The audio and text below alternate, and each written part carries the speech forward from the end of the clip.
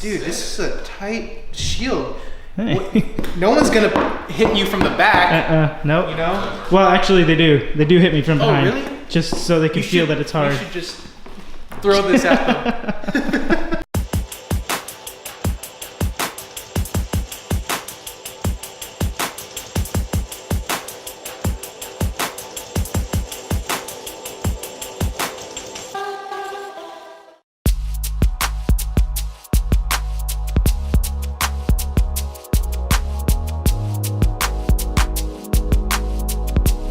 I want to show you guys something here. Please take a look at that. So remember we did that shoot with Esley?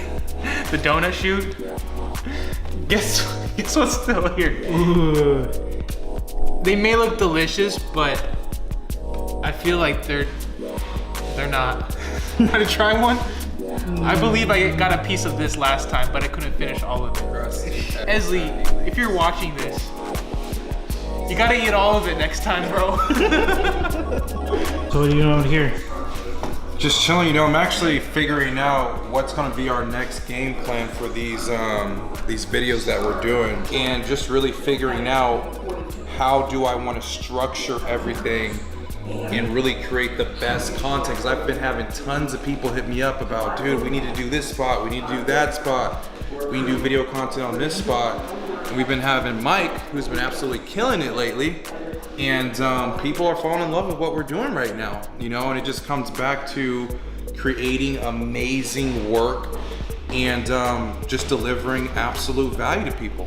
You have to let everyone know through the different channels, like through Instagram. Instagram is huge because it's great. It can capture the audience that don't necessarily follow you on or subscribe to you on YouTube, and they can check it out, and then you post it on Facebook. So it's just utilizing the channels. That's all it is. Okay, you sitting down reading a magazine. Make sure you get the Drake this. Oh yeah, okay.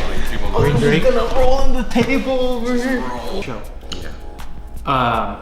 So basically today, Kenny and I are going to be talking about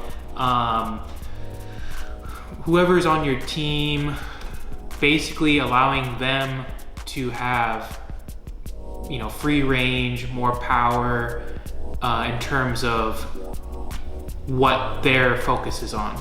I think it's so huge to empower your team with, I mean, just really just trusting your guys. I mean, we could talk about Suave right now, and just about how, especially for a fashion brand, the creative process is absolutely huge. Right.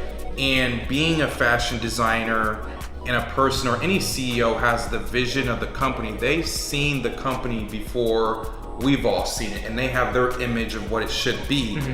And really allowing creatives and just different people, it doesn't matter what position, as long as you have a position on a team, to really produce and do what they do best. But you know, it's just empowering your team. You know, I feel as if when people look up to me for marketing, advertising, it empowers me to do better work because I'm a trusted source for that. Exactly.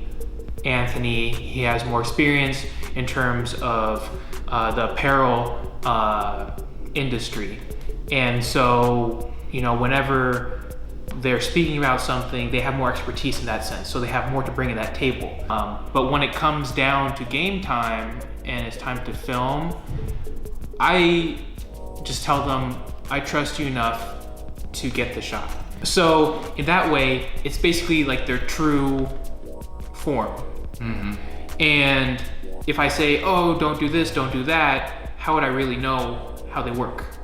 I just feel as if, you know, with the team, you have to trust the guys around you. And whether I agree with the decision, one thing I've learned, whether I agree with the decision or I don't, I will let the decision happen, because that person will now have the ownership. If it works, perfect, I'm proved wrong.